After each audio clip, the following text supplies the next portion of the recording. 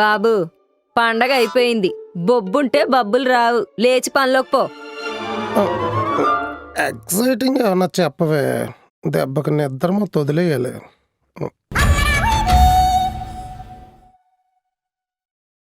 నీ వాట్సాప్ ఏంటి ఓపెన్లో ఉంది? ఈ మెసేజెస్ అంత ఎగ్జైటింగ్ వచ్చిందా? అలా ఏం లేదే, ఇది ఫోన్లో ఏమన్నా వచ్చినాయేమో. ఏమున్నాయేంటి సీక్రెట్లు? వాట్సాప్ అనగానే వణికేస్తున్నావు. ఇప్పుడు దీనికి స్టోరీ చెప్పాలి. మిడిల్ క్లాస్ మొగుడికి సీక్రెట్లు ఏముంటాయే కుమారి? ఫోన్పేలో హిస్టరీ స్క్రోల్ చేస్తూ దోలదీరిపోయిన ఖర్చులు చూసి బాధపడడం తప్ప,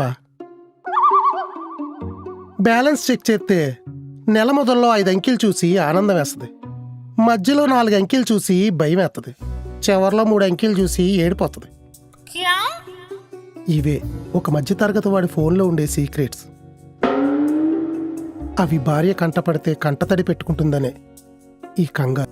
ఎవరైనా నిద్రపుచ్చడానికి కథలు చెప్తారు. నువ్వు నిద్ర లేచాక కూడా కథలు చెప్తావు.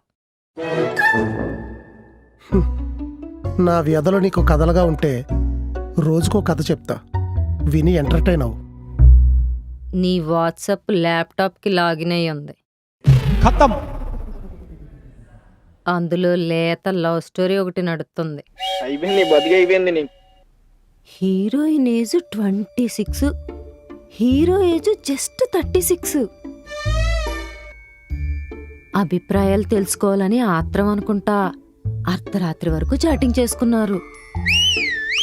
నైట్ నువ్వు బెడ్రూమ్లోకి రావడం లేట్ అయ్యింది. ల్యాప్టాప్లో లవ్ స్టోరీ చదువుతున్నా కదా. వచ్చాక కూడా చెప్పలేదు.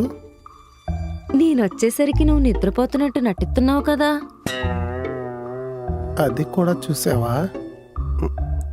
నేను వెళ్ళి ఫ్రెష్ అవుతా, ఆఫీస్కి టైం అయిపోతుంది. పూర్తిగా వినకపోతే కథ కంచికెళ్ళదమ్మా. కంచిలో చాలా కథలున్నాయి, ఇదొక్కటి వెళ్ళకపోతే ఏం కాదులే. మిడిల్ ఏజ్లో మొగ్గలేస్తున్నావేంట్రా నువ్వు?